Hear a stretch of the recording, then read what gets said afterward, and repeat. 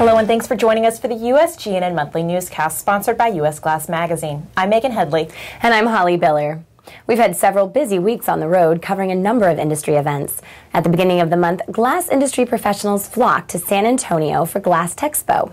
The hardships faced in other areas of the country seem to be non-existent in Texas, based on the comments from attendees and the crowds at the show. I don't know why we hadn't been in this show every year, because now the traffic's been great, especially considering it just started, so we're very happy, actually.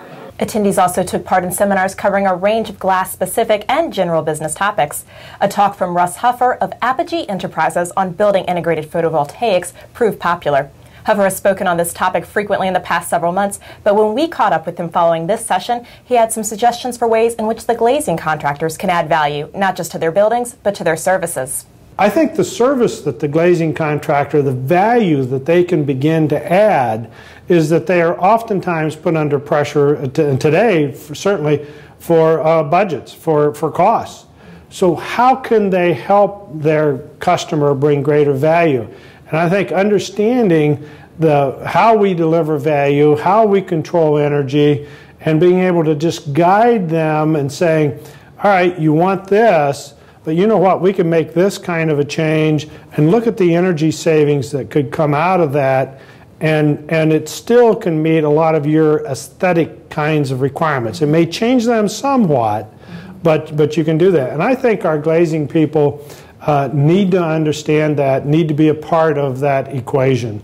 And I think, frankly, those that do will find themselves in a better position. U.S. Glass talked with Huffer on the topic of energy as well, not producing it, but saving it. We are an energy-intensive business, but it's really interesting when you say that. Let's take a standard 20-square-foot window on a commercial building in central part of the United States. That window and the technology that we can use today, whether it's thermally broken systems and normal, not terribly sophisticated warm edge, but best combination shading coefficient, light transmission, kinds of things we can really optimize the design of that wall, can save about 1/3 of a barrel of oil versus a non-energy efficient window, and about half of that versus the high light transmission spectrally selective product. We can actually improve the efficiency of that significantly, where it's maybe 1/6 a barrel of oil per year. Part of the challenge, according to Huffer, is that other industries are creating a message about glass. There is no question in my mind that we're seeing an offense come from other industries. When you look at the drive to push down the window-to-wall ratio, they're really using our own data against us. They're just taking the most popular products, and they show that they allow more energy in than is needed, certainly for daylighting purposes, as you have increasing glass-to-wall ratios.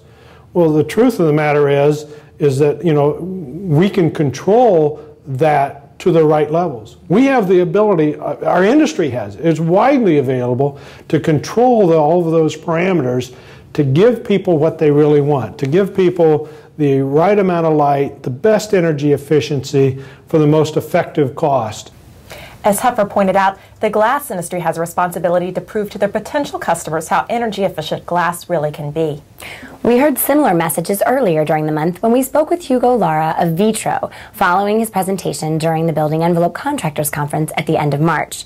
Lara pointed to this perception created of the glass industry as one of the major challenges glass manufacturers and suppliers face today. We look at the glass as a way to reduce energy consumption.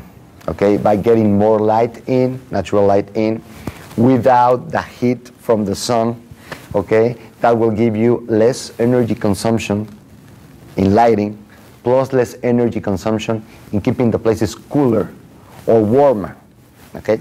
But on the other side, we've been attacked that we are a very intensive energy consumption industry, okay, because to produce glass, you need to consume gas, or any type of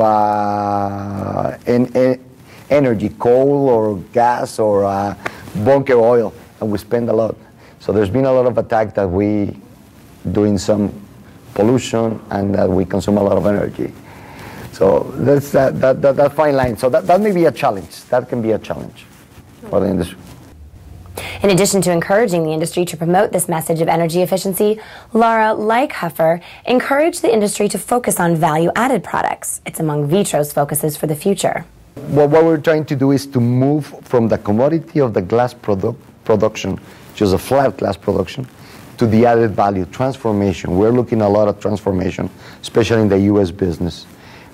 Our U.S. business, it's a transformation-oriented business, and we're trying to move it that way. We still have a lot of distribution, auto replacement, but now we want to focus that business on the transformation, added value products, new applications. To use the glass more as a building material. Instead of having this door, why don't have a glass door here, okay, with the different applications. The industry does continue to strive to add value with new products. We got a look at some such products during the annual Finsterbau show held in Nuremberg, Germany in March. The event drew attendees from around the world looking for the latest launches and for ways to differentiate their products from the competition. Among the exhibitors was Electronic Design to Market, a first-time exhibitor at the event, sharing a booth with C.R. Lawrence of Europe. EDTM featured a brand new tool during the show. Our Glass Check Pro is a product we've been working on and are ready to launch in the next few weeks. Basically, the product can identify thickness of glass and airspace.